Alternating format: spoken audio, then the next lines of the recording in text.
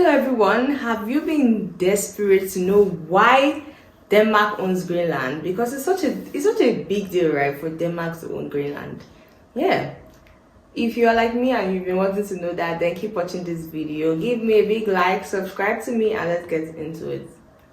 Denmark is not a very big place. The Danish realm is absolutely massive, and this is exclusively down to the inclusion of Greenland. And given its size, its important position, and its distance from the nation of Denmark, this raises a question. How did it come to be in the possession of the Danes, and how did they keep it? So, by the 10th century, the Danes and Norse Vikings had been sailing all over Europe doing what they do best. And part of that was settling lands like the Faroe Islands and Iceland. Some Norsemen opted to go west and came across Greenland, where they too settled. And it wasn't long until one of these settlers, Leif Erikson, travelled from Greenland to North America, becoming the first European to ever do so. Greenland was already poorly populated and as such was mostly ignored by the Norwegian monarchy, although it was a formal part of the kingdom. And this was mostly down to a lack of communication, since a round trip from Greenland to Trondheim took many months. By the 15th century, mostly due to the plague, the Norwegians were gone, and in their absence the Portuguese laid claim to the land.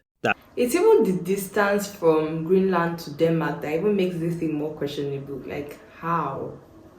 That said, they never did anything there, and so everyone just ignored this claim. At the turn of the 16th century, empire was very fashionable, and not wanting to be left out, the Kingdom of Denmark-Norway, ruled by one man with two different titles, sought to colonise Greenland again. And in the 18th century, Greenland joined Iceland and the Faroe Islands as a formal part of the Kingdom of Norway. Seems pretty simple who it would belong to, but in came Napoleon to complicate things, as always. Now Denmark made one silly decision during Napoleon's tenure, which was to be his ally. This led to two outcomes. First was that Britain shelled Copenhagen, finally teaching the Danes how it feels to have a bunch of angry ships turn up off your shore and set things on fire. The second outcome was that the Kingdom of Denmark-Norway lost Norway to Sweden in the Treaty of Kiel. As part of this treaty, it was stated that whilst Denmark would lose Norway, it would retain the Faroe Islands, Iceland and Greenland, which were then increasingly settled by the Danish in the following century. In 1867, Denmark was approached by the United States with a cash offer to buy Greenland and Iceland. I mean, because if you can buy Alaska, why not Greenland? The Danish said no.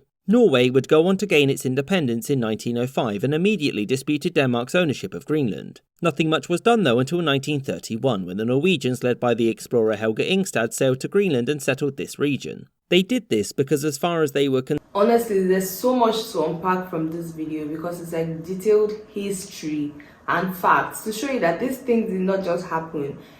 Everything has a build-up, different stories that led to what we see today. So that's why we're really getting into videos like this. The Danish were only given the occupied area of Greenland in the Treaty of Kiel and not all of it. This dispute went to international arbitration, and in the end it was decided that Norway needed to calm down and leave, which they did in 1933. So after this, Denmark's ownership of the island was fairly secure. The exception was in World War II, when after the fall of Denmark, Greenland was occupied by the United States for the rest of the war. When peace was restored in Europe, President Truman offered the Danish a pretty large sum of money in return for Greenland. This was because its geographic position was valuable in controlling the North Atlantic, specifically preventing the USSR from doing anything there. Again, Denmark said no, and afterwards Greenland was formally incorporated into the Danish realm, gaining more autonomy over the following decades. I hope you enjoyed this episode and thank you for watching, with a special thanks to my patrons, James Bizanet, Kelly Moneymaker, the pastry section, Marvin. Okay, by the way, this video was from History Matters. Shout out to them for this one because it was so brief yet so detailed. I hope you now understand why Denmark owns Greenland and I am no longer confused because I learned so many things from this video. Let me know if you did as well. I want to know in the comments if you knew these things before, and if you have any recommendations for me, drop them in the comments. Give me a thumbs up, it helps this video reach more people. If you are yet to subscribe to my channel, please support your girl by hitting that subscribe button, and I'll see you in my next video. Bye.